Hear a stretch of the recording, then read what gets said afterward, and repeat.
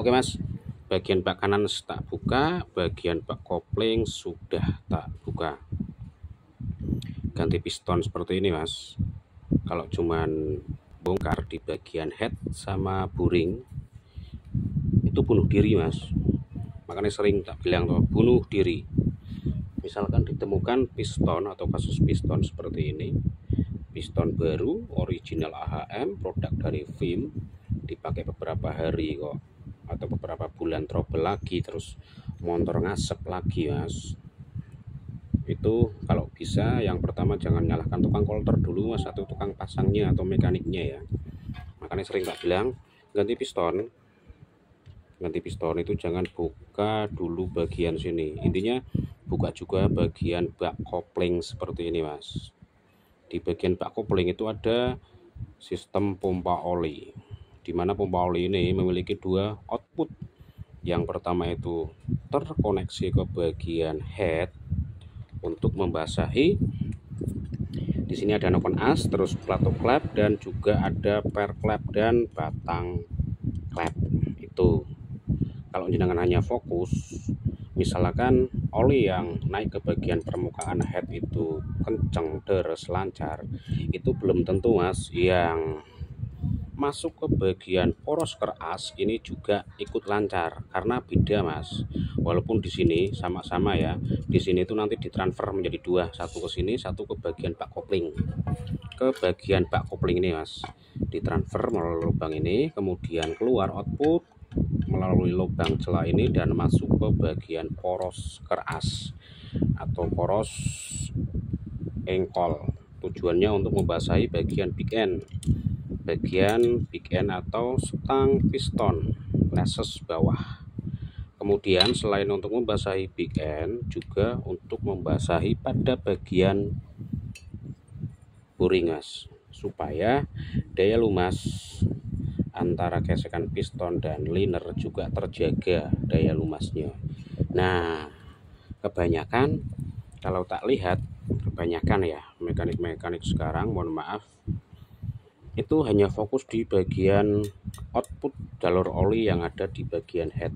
Misalkan baru ganti piston beberapa hari kok ngasep lagi atau kasar lagi, ketika diserangkan oli atau jalur oli lancar, tidak lancar Mas naik ke bagian sini, itu bukan patokan Mas, kecuali kasarnya di bagian atas ini, itu berarti ya masalah di bagian jalur oli. Tetapi kalau sudah piston Mas, urusannya piston, berarti jenengan fokus pada output yang kedua yang menuju ke bagian poros keras.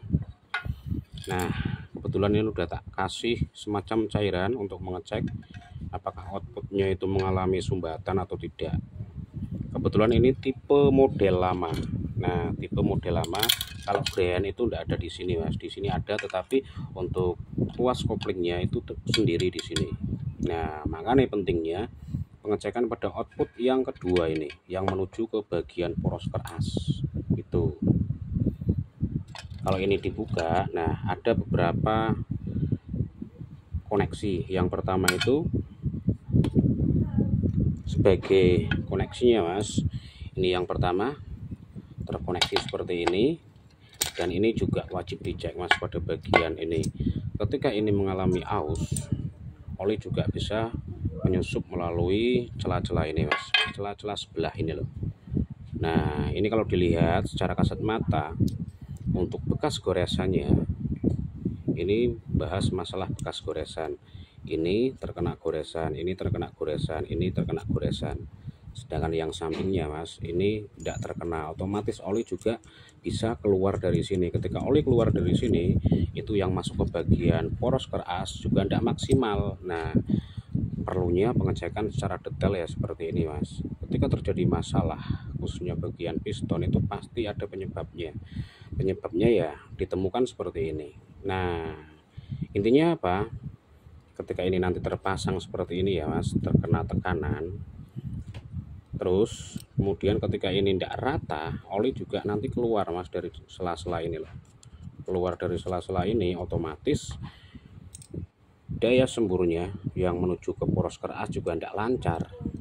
Ketika tidak lancar ya pasti piston mengalami masalah seperti ini. Barat masalahnya hanya mengandalkan output dari poros keras, tidak menggunakan oil jet seperti halnya pada Yamaha atau pada produk Honda yang sekarang. Itu Mas, itu yang perlu digarisbawahi. Kemudian perlu dicek dengan detail itu di bagian sini. Kalau Grand itu hanya langsung terkoneksi Mas, kalau jenis Grand ya, karena ini model C800 atau model Star itu untuk tuas koplingnya Mas, itu terkoneksi langsung pada bagian poros keras depan. Kalau Grand kan di sebelah sini, di sampingnya Grand. Kalau KPH juga di sini.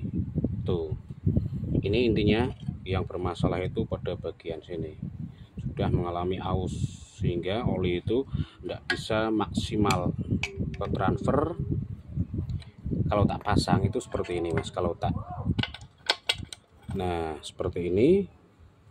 Terus di sini juga ada, nah seperti ini. Terus misalkan anggap saja ini output oli, itu nanti ada cairan, nah seperti itu Mas. Nah, oli keluar dari sini, kemudian masuk ke bagian poros keras, membasahi big end dan juga membasahi pada bagian dinding silinder piston seperti itu. Nah, ketika ini mengalami kebocoran, otomatis kan oli yang masuk ke bagian poros keras juga tidak maksimal. Ditambah ini Mas, saringan oli. Nah, ditambah saringan oli ini Mas mengalami banyak penumpukan residu. Salah satunya juga disebabkan dari sini. Nah, kesimpulannya makanya itu sering tak bilang, ketika jenengan ganti piston hanya bongkar pada bagian head dan buring tanpa jenengan bongkar bagian kanan dan tidak mengecek pada bagian filter oli ini, ya itu yang dinamakan bunuh diri Mas. Kenapa?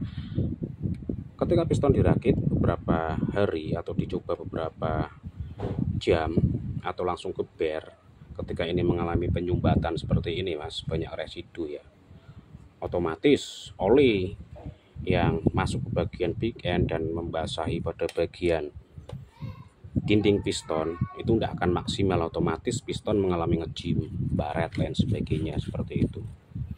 Makanya itu Mas, ganti piston itu kalau saya pribadi ya, tetap tak bongkar pada bagian kanan.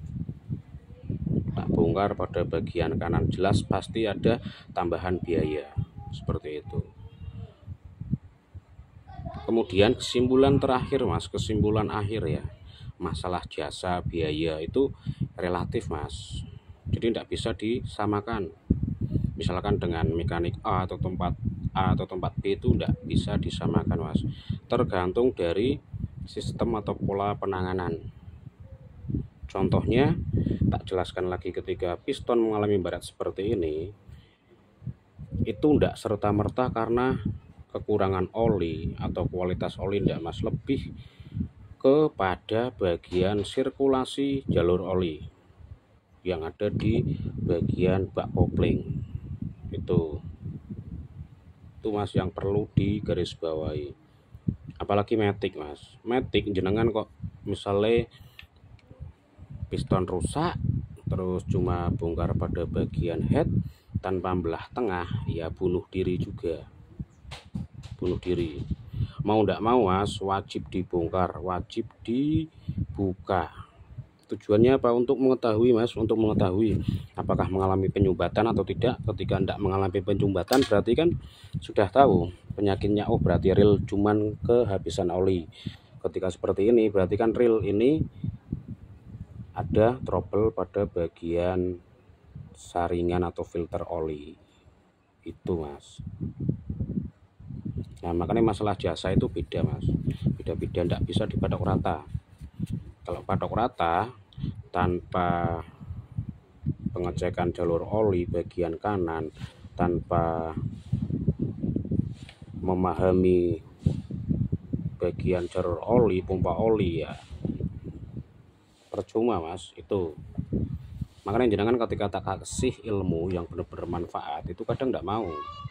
Tetapi ketika dikasih gimmick yang sifatnya itu menghibur, itu langsung banyak meludak. Tetapi ketika dikasih ilmu hanya paling panjang 3 menit itu jarang yang nonton, tapi ketika dikasih gimmick paling 1 menit atau 30 detik itu langsung banyak. Nah, itu masalah tentang pola pikir.